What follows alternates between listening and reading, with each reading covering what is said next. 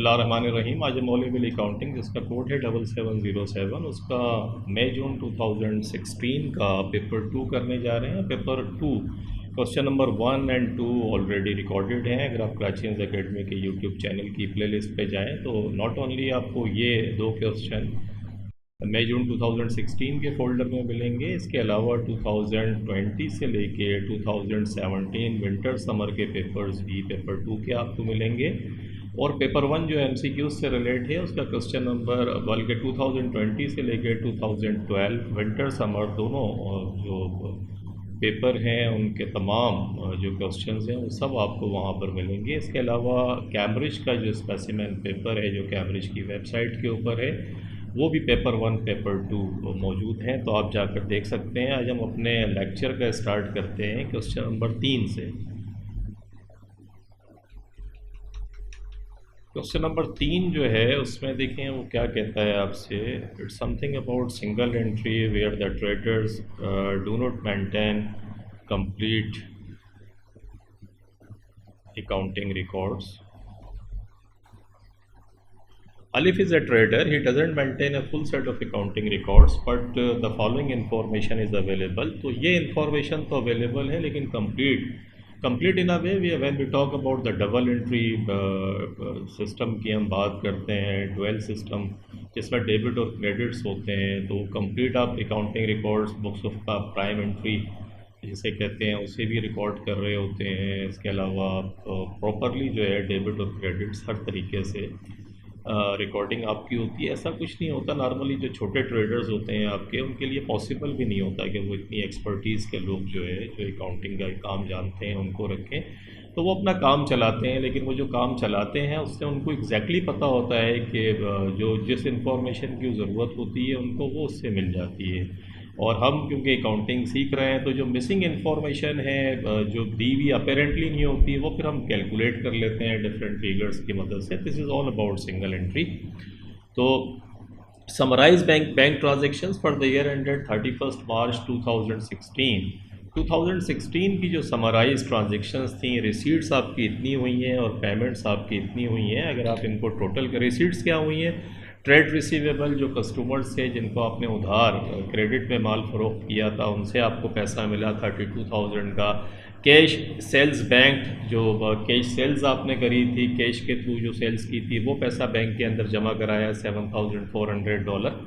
Interest receivable आपको interest कहीं आपने जो कुछ भी करा था उससे आपको कोई बैंक के अंदर डिपॉजिट्स पड़े हुए थे उससे आपको इंटरेस्ट मिला, आपने लोन दिया हुआ था उससे आपको इंटरेस्ट मिला, तो ये इंटरेस्ट की इनकम आपको मिली $600 की। पेमेंट्स आपने क्या करी, ट्रेड पेएबल जो माल ख़रीदा था आपने बेचने के लिए उसकी पेमेंट आपने करी $29,000 की। परचेजेस ऑफ इक्विपमेंट, एक इक्विपमेंट आपने ख़रीदी $2,500 की। रेंट की पेमेंट करी आपने $8,000 की। एंड अदर ऑपरेटिंग एक्सपेंसेस, कुछ और एक्सपेंसेस थे जो बिज़नेस के लिए थे उनकी पेमेंट आपने की। तो आप इसको डेबिट और क्रेडिट को टोटल कर लें, रिसीट्स को कर लें, पेमेंट्स को, ताकि पता चले कि बैलेंस कितना है। तो 32,000 ये है, 7,400 ये है, 600 ये है, ये 40,000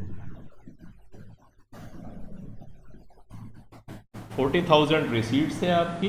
और ये इधर आ जाए पेमेंट्स में 29,000 प्लस 2,500 प्लस 8,000 और प्लस 6,500, ये 46,000। तो 40,000 की रिसीट्स हुई है आपकी और 46,000 की आपने पेमेंट कर दी। ऑल कैश सेल्स वर बैंक, तमाम की तमाम जो आपने कैश माल बेचा था वो सब बैंक में जमा करा दिया on the day of receipts, जिस तारीख को वो पैसा मिला, with the exception of the following which were paid out of cash receipts. सिर्फ ये कुछ चीज़ें ऐसी थी जो उसी जो पैसा आया था वहाँ से आपने पेमेंट करी। तो वेजेस की पेमेंट करी आपने $9,000 की। और ड्राइंग्स जो ऑनर के पर्सनल यूज़ के लिए अलिफ जो था आपका उसको आपने पैसे दिए 11,500। तो 11,500 प्लस 9,000 ये 20,500, ये पेमेंट आपने उन्हीं पैसों में से कर दी। बैलेंस एड, बैलेंस क्या था आपका, इक्विपमेंट का बैलेंस था आपका 11,000 का। और 1 अप्रैल 2015 ओपनिंग बैलेंस दे रहा है एंड 31 मार्च 2016 31 मार्च 2016 का बैलेंस भी ये आपको दे रहा है। इन्वेंट्री की फिगर है, opening inventory, ending inventory, trade receivable जो शुरू के अंदर पैसा आपको लेना था और एंड में जो पैसा लेना था, ट्रेड पेएबल, ओपनिंग इतना था, ट्रेड पेएबल माने वो पेएबल जो आपको जिसकी पेमेंट करनी थी अपने सप्लायर्स को, वेजेस ऑइंग का मकसद है कि ये वो वेज थी जो साल के शुरू में आपको पे करनी थी और साल के एंड में $450 है। रेंट प्रीपेड साल के शुरू में $500 था और साल के एंड में $700 है। बैंक का ओपनिंग बैलेंस इसने आपको बता दिया, एंडिंग बैलेंस फिर हम कैलकुलेट कर लेंगे क्योंकि हमें रिसीट्स एंड पेमेंट्स तो पता है। तो रिसीट्स एंड पेमेंट्स अगर हमें पता है तो वहाँ से फिर हमारे पास ये फिगर आ जाएगी। उसके बाद में कैपिटल की फिगर दी हुई है, ओपनिंग एंडिंग नहीं पता, ये भी हम कैलकुलेट कर लेंगे, इसका भी इशू नहीं है इतना बड़ा। Calculate for the year ended 31 March 2016 the value of the following. एक तो रेवेन्यू आपसे पूछता है, ये बताएं कि टोटल रेवेन्यू कितना था। अब रेवेन्यू पूछ रहा है, क्रेडिट सेल्स की बात नहीं कर रहा है, कहता है रेवेन्यू बताएं कितना था। तो देखिए रेवेन्यू जो था वो कितना था, उसमें से देखें एक तो आप ये कर सकते हैं कि आप ट्रेड रिसीवेबल का लीजर बना लें। ट्रेड रिसीवेबल का ओपनिंग बैलेंस भी दिया हुआ है आपको और एंडिंग बैलेंस भी दिया हुआ है। ट्रेड रिसीवेबल का ओपनिंग बैलेंस आपके पास कितना है, अगर मैं ट्रेड रिसीवेबल का लेजर बनाऊं तो ओपनिंग बैलेंस कितना है, ओपनिंग बैलेंस ये आप देख रहे हैं 17,600। ये 17,600 ये बैलेंस आपका दिया हुआ है इसमें।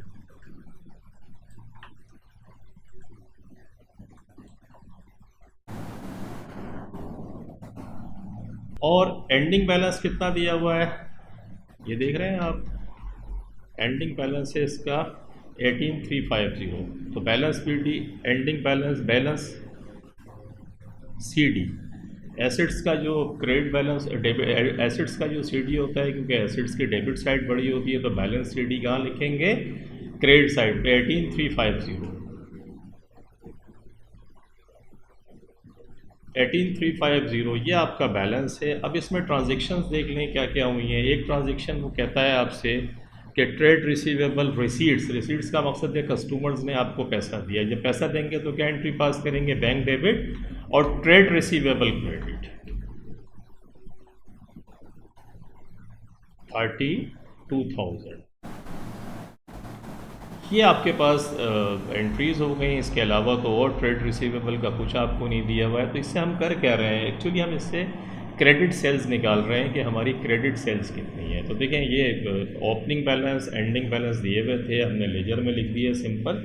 उसके बाद 32,000, 18,350, ये 53,50 होता है और यहाँ भी 53,50 ही होना चाहिए था, जो नहीं है। बैलेंसिंग फिगर कितनी है, 53,50 में ये 17,600 माइनस कर दो, 32,750 ये आपकी क्रेडिट सेल्स है। क्योंकि देखें आप क्या करते हैं, ट्रेड रिसीवेबल को डेबिट करते हैं और सेल्स को क्रेडिट करते हैं। ये लेजर डेबिट और क्रेडिट इक्वल होना चाहिए था, आपकी डेबिट साइड कम थी और डेबिट साइड पे एक ही एंट्री आती है, वो है क्रेडिट सेल्स। तो क्रेडिट सेल्स की वजह से 32,750 ये आपकी क्रेडिट सेल्स आ गई। अब बात करते हैं कैश सेल्स की कि आपकी कैश सेल्स कितनी है। तो देखें कैश सेल्स आपकी क्या है, वो कहता है जितनी भी कैश सेल्स हुई थी वो सारी बैंक में जमा करा दी, लेकिन ये दो जो कैश सेल्स से जो पेमेंट थी 20,500 की एक पेमेंट ये करी और कैश सेल्स बैंक में कितनी जमा कराई थी आपने, 7,400। तो 7,400 ये और ये जो आपने जो कैश सेल्स में से जो पेमेंट करी इसको जमा करके आपका 20,500 आया था। तो 20,500 और प्लस 7,400 इन दोनों को प्लस कर लें, ये 27,900 बनता है और ये आपकी कैश सेल्स है। तो कैश सेल्स आपने ऐसे निकाल ली 27,900। ये जो क्रेडिट सेल्स आई है इसके अंदर प्लस कर दें आप कैश सेल्स 27,900। तो ये कितना हो गया, प्लस कर लें 32,750, तो 66,50। ये 60,000 ये रेवेन्यू है आपका। 60,650 ये आपने रेवेन्यू निकाला, आप लेजर की मदद से भी निकाल सकते हैं, स्टेटमेंट फॉर्म से भी निकाल सकते हैं। देखें यहाँ अगर आप समझें, क्वेश्चन नंबर 4 3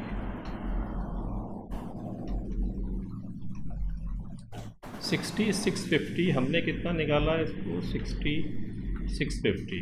लेकिन यहाँ इन्होंने क्या करा है, इन्होंने सेल्स रेवेन्यू जब कैलकुलेट करने के लिए गए तो एक तो ट्रेड रिसीट्स 32,000 आप भी समझ कर आ रहे हैं, इसमें कैश सेल्स हमने कैसे निकाली थी, वो जो दो पेमेंट्स हुई थी 20,500 और ये जो बैंक में जमा हो गया था ये हमने भी 27,900 की फिगर निकाली थी। तो इसने ये जो ट्रेड रिसीट जो टोटल हुई थी उसके अंदर से इसको प्लस करके इसको प्लस कर लिया।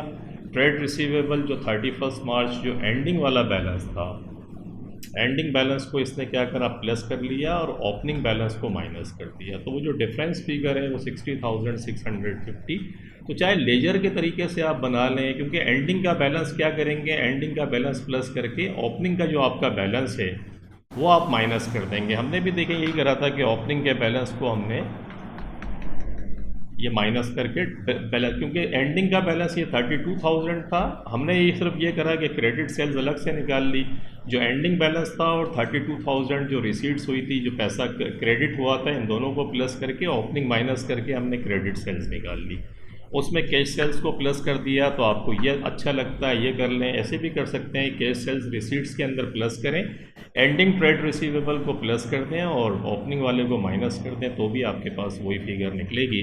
तो ये मिसिंग फिगर थी, आपने ये कैलकुलेट कर दी। उसके बाद देखें वो आपसे क्या मांगता है, कहता है परचेजेस की फ़िगर निकालें। अब देखिए परचेजेस की फ़िगर निकालने के लिए बड़ा आसान है, आपके पास ट्रेड पेएबल। अब ये सप्लायर जो हैं इनकी पेमेंट इनके लेजर आपको दे रहा है, वो ओपनिंग भी दे रहा है और एंडिंग भी, और ये क्योंकि पेएबल लाइबिलिटी है तो ओपनिंग इसका क्रेडिट में जाएगा 9750। तो ट्रेड पेएबल का मैं अगर लेजर बनाऊं,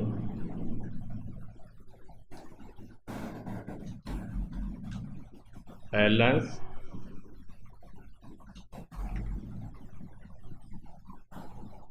BD कितना है इसका, लेकिन 9750 ये देख रहे हैं आप, और एंडिंग है 795। तो 9750 को आप यहाँ लिख लें, और इसका एंडिंग बैलेंस जो है बैलेंस CD, ये भी हाथ के हाथ लिखते हैं, वो था 7950। ये दो बैलेंसेस दिए हैं। देखें जैसे हमने ट्रेड रिसीवेबल का लेजर बनाया था तो ओपनिंग और एंडिंग बैलेंस आप लिख दें। लिखने के बाद देखें पेमेंट कितनी करी है, वो आपको बैंक अकाउंट से ट्रेड पेएबल की $29,000 की आपने पेमेंट की। ये देख रहे हैं, पेमेंट करते हुए आप क्या करेंगे, ट्रेड पेएबल को डेबिट करेंगे और बैंक को क्रेडिट करेंगे। तो ट्रेड पेएबल को $29,000 से, ये जो $29,000 है इससे आप क्या करें, ट्रेड पेएबल को डेबिट कर दें $29,000 से। ये पेमेंट की वजह से आपने क्या करा, ट्रेड पेएबल अकाउंट को डेबिट कर दिया। इसके अलावा कोई मूवमेंट नहीं है, आप टोटल कर लें अपना। तो डेबिट साइड का टोटल कितना आया, 29,000 प्लस 7950, ये 36,950 होता है।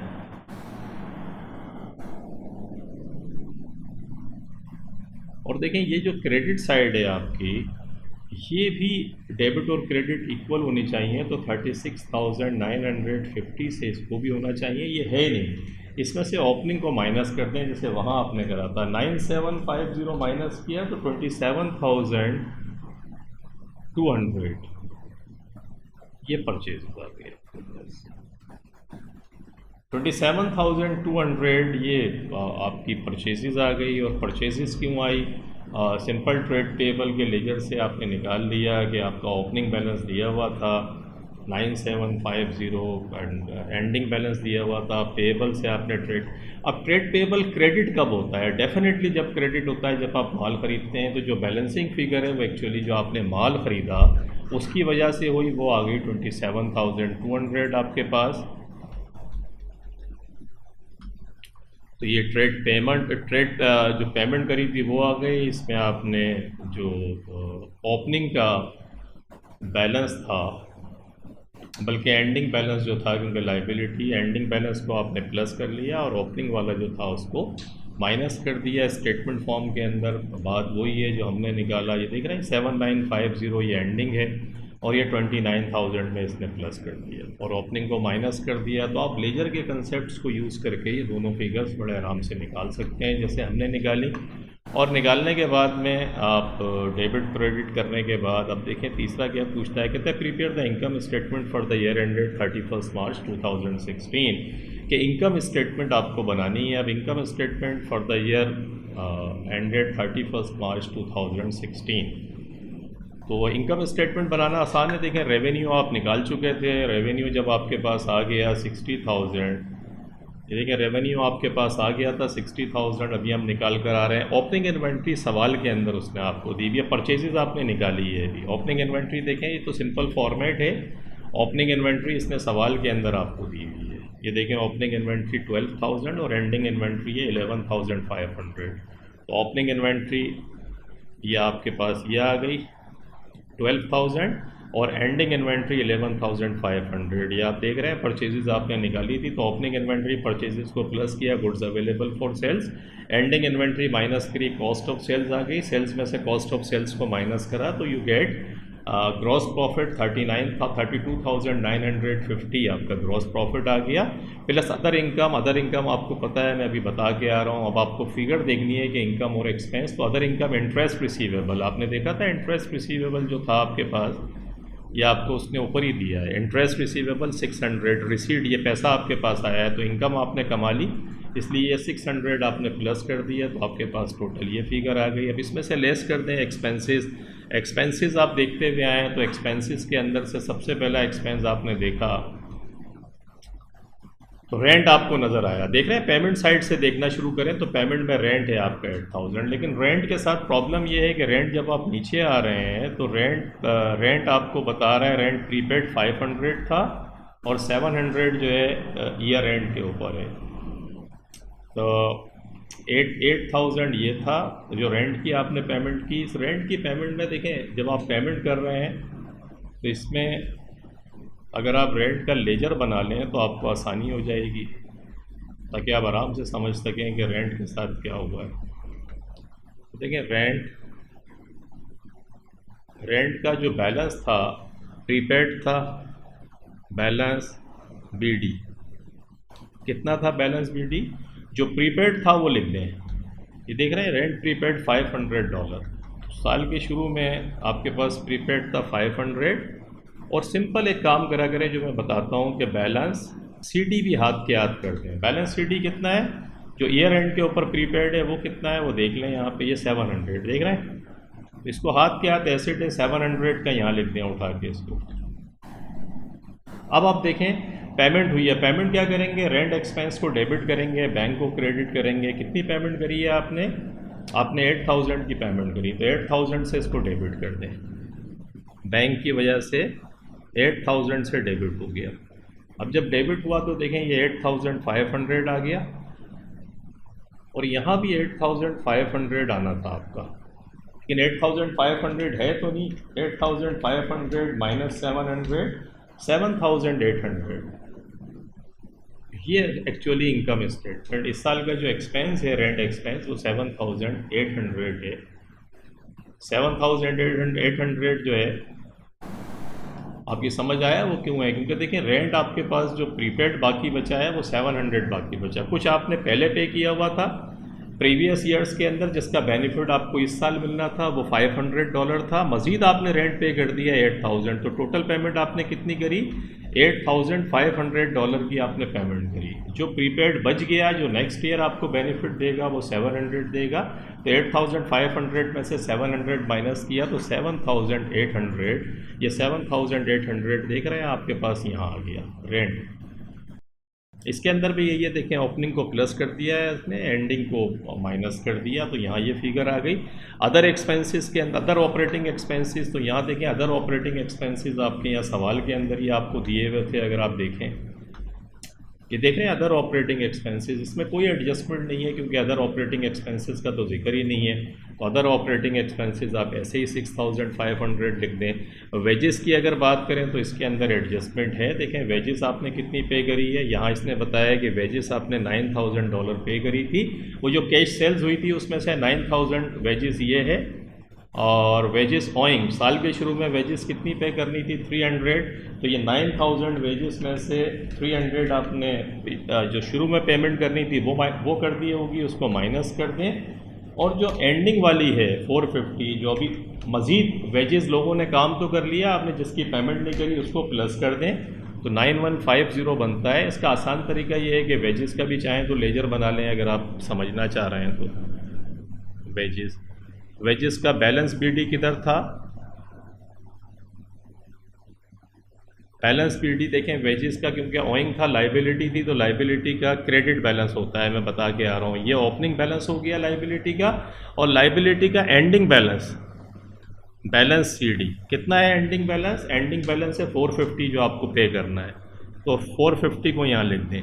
वेजेस जब आप पे करेंगे तो क्या एंट्री पास करेंगे, wages expense debit bank credit, bank की वजह से $9000 की आपने वेजेस पे करी, ये सवाल में दी हुई है आपको, ये देख रहे हैं 9000। तो ये 9000 की पे करी तो 9450 आपका बनता है। 9450 में से 300 को माइनस कर दें तो 9150, ये बैलेंसिंग फिगर है आपकी, जो एक्चुअली इनकम स्टेटमेंट। तो इस साल का एक्सपेंस जो है 9150 बनता है। और देखें वो लॉजिकली भी है, मैंने आपको पहले बताया कि जो 9000 की पेमेंट आपने की उसमें से 300 है, ये तो शुरू वाले थे जो आपको पे करने थे, वो माइनस कर दें, और बाकी जो थे वो ड्यू है जो आपने पेमेंट नहीं करी वो प्लस कर दें, तो भी आपके पास यही फिगर आएगी। इन्होंने इसी तरीके से देखें करा है कि 9000 में से 300 जो पेमेंट की थी 300 क्योंकि वो ओपनिंग के थे वो आपने पे करे होंगे, वो माइनस कर दिए, और जो एक्सपेंसेस हो गए जिसकी पेमेंट नहीं करी, एक्चुअली एक्सपेंस तो हो गया है वो प्लस कर लिया, तो 9150 हमारे पास भी आया था, यहाँ भी आ गया। डेप्रिसिएशन निकाल लें, डेप्रिसिएशन किस तरीके से निकलेगा, डेप्रिसिएशन आप कहेंगे कैसे, तो देखें डेप्रिसिएशन के अंदर इसने इक्विपमेंट की आपको वैल्यू दे रहा है, 11,000 इक्विपमेंट ये है, साल के एंड में 10,500 इक्विपमेंट बची है। मज़ीद आपने इक्विपमेंट ख़रीदी भी है 2,500 की, तो मैं अगर इक्विपमेंट की बात करूं तो 11,000 ये इक्विपमेंट और 2,500 की ये इक्विपमेंट आपने ख़रीदी, तो ये कितना हो गया 11,000 प्लस 2,500, तो ये आपके पास 13,500 का बैलेंस आ गया। और ये एंड के अंदर एंडिंग कितना बचा -10,500, यू गेट $3,000 कहाँ से कम हुए।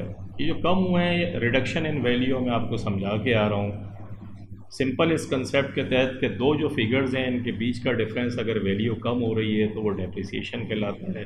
तो ओपनिंग इक्विपमेंट आपको 11,000 दे रहा था, 2,500 की मज़ीद आपने ख़रीदी, ये मिला के 13,500 हो गई, साल के एंड में सिर्फ 10,500 बाकी बची, और ये नेट बुक वैल्यू दे रहा है, देख रहे हैं लिखा हुआ नेट बुक वैल्यू का मकसद है इसमें से एक्यूमुलेटेड डेप्रिसिएशन या प्रोविज़न फॉर डेप्रिसिएशन को आपने माइनस किया हुआ है। तो जब माइनस किया हुआ है तो इसका मकसद है 3,000 जो है वो आपका डेप्रिसिएशन आ गया, देख रहे हैं ये 3,000 डेप्रिसिएशन आ गया। तो ये तमाम एक्सपेंसेस जो थे आपने प्लस करे, ये 26,450 बनता है, इसमें से 33,550 में से माइनस किया तो प्रॉफिट फॉर द ईयर 7,100 आपके पास आता है। बड़ा सिंपल है, रेवेन्यू और परचेजेस आपने कैलकुलेट कर ली थी, बाकी एडजस्टमेंट हैं जो आपको आती हैं, प्लस माइनस करना है। इंपॉर्टेंट थिंग ये है कि कोई चीज़ मिस ना हो, आप सारी चीज़ें उसे कैलकुलेट कर रहे हो। तो कीप प्रैक्टिसिंग, इस किस्म के सवाल वो पूछता रहता है। ऑलरेडी मैंने शुरू में बताया कि बहुत क्वेश्चंस मैंने कराए हैं इस किस्म के, अगर आप 7-8 क्वेश्चंस की प्रैक्टिस कर लेंगे तो ज़िंदगी आसान हो जाएगी आपकी, आपको समझ आएगा कि यार फिगर्स कहाँ से लेनी है, क्या करना है। तो ये आपका इनकम स्टेटमेंट बन गई। अब आते हैं, वो पूछता है आपसे prepare the statement of financial position. Statement of financial position assets is equal to equities, formula आपको पता है, इसी फार्मूले के तहत स्टेटमेंट ऑफ फाइनेंशियल पोजीशन बनता है। तो नॉन करंट एसेट्स आपके दिए हुए थे सवाल में 10,500, अभी हम देख कर आ रहे हैं, सवाल आपने देखा होगा कि जो एंडिंग बैलेंस था, ये देख रहे हैं, यही एंडिंग बैलेंस था जिसमें हमने फिगर करके हमने निकाला था। ये देख रहे हैं 10,500, ये एंडिंग बैलेंस खुद दे दी है इसने। डेप्रिसिएशन तो हमने निकाला था, तो इसलिए ये 10,500 एज इट इज़ आपके पास आ गया।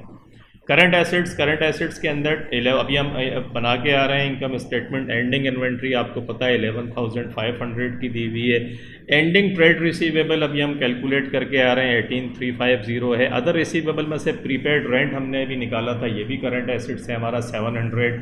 हम लेजर बना के आए, हमने समझा था कि ये प्रीपेड हमारा एंड में बचा है, तो ये 3 एसेट्स थे करंट एसेट्स, इन तीनों को प्लस किया हमने 30,550। नॉन करंट एसेट्स को प्लस किया तो टोटल एसेट्स 41,050 हमारे पास आ गए। ओपनिंग कैपिटल सवाल के अंदर उसने हमें दिया हुआ है, ये देखें कैपिटल 35,000 उसने दिया हुआ, तो ये 35,000 हमने ऐसे लिख दिया। प्रॉफिट फॉर द ईयर अभी हम ऊपर कैलकुलेट कर आ रहे हैं 7,100, वो इसमें प्लस कर दिया हमने। ड्राइंग हमें सवाल में दी हुई थी 11,500 जो पेमेंट हुई है, ये देख रहे हैं ड्राइंग दी हुई है 11,500, ये ड्राइंग हमने माइनस कर दी, तो हमारे पास ये एडजस्टेड कैपिटल 30,600 जो फिगर मिसिंग थी, वो फिगर आपके पास 30,600 आ गई। अभी आपने कैलकुलेट करी। उसके बाद करंट लाइबिलिटीज ट्रेड पेबल का एंडिंग बैलेंस 7,950 अभी हम देख कर आ रहे हैं, ये दिया हुआ था सवाल में। अदर पेबल वेजेस जो आपको पे करनी थी 450 की, ये भी दी हुई थी। बैंक की फिगर निकालने के लिए 3,950 जो आपका ओपनिंग डेबिट बैलेंस था, देखें ये 3,950 का डेबिट बैलेंस उसने आपको दिया हुआ है। अभी ऊपर हमने निकाला था, मैंने सबसे पहले 40,000 रिसीट्स हुई है, 46,000 की पेमेंट हुई है, तो ये 40,000 आप प्लस कर दें ओपनिंग बैलेंस में, और 46,000 की जो पेमेंट हुई है उसको माइनस कर दें, और माइनस करके फिर देखें कि आपके पास क्या बनता है। तो 3,950 प्लस 40,000, इसमें से माइनस कर दें 46,000, तो ये 2,050 का बैलेंस आपके पास यहाँ आता है। ये आपकी लाइबिलिटी है। Have you got the point? The point is very simple कि ये एसेट नहीं है आपका, इसीलिए आप देख रहे होंगे कि हमने इसको जो शो कर रहा है वो कहाँ पर शो कर रहा है, करंट लाइबिलिटी के अंदर शो कर रहा है इसको। ये करंट एसेट्स में शो नहीं हो। नॉर्मली बैंक का कौन सा बैलेंस होता है? बैंक का डेबिट बैलेंस होता है, क्योंकि वो एसेट होता है आपका। लेकिन यहाँ इंटरेस्टिंगली क्योंकि इसका क्रेडिट बैलेंस आ रहा है, वो हमें लग भी रहा था, क्योंकि 3,950 ओपनिंग बैलेंस था, 40,000 टोटल पैसा आया, तो ये 43,950 है, और पेमेंट्स आपने $46,000 की कर दी। तो इसका मतलब है पेमेंट आपने ज़्यादा करी, तो अब बैंक का पैसा आपके ऊपर निकलता है, और अगर बैंक का पैसा आप पर निकलता है तो फिर वो एसेट नहीं है, लाइबिलिटी है। इसीलिए आप देखें हमने इसको करंट लाइबिलिटी के अंदर शो करा है। तो ये करंट लाइबिलिटी 2,050 की आ गई, $50 की आपने इन 3 लाइबिलिटीज़ को प्लस किया, ये 10,450 बनता है। इसको प्लस किया तो 41,050, ये इक्विटीज़ हो गई आपकी, लाइबिलिटीज़ प्लस ऑनर्स इक्विटी, और टोटल एसेट्स भी आपके यही थे।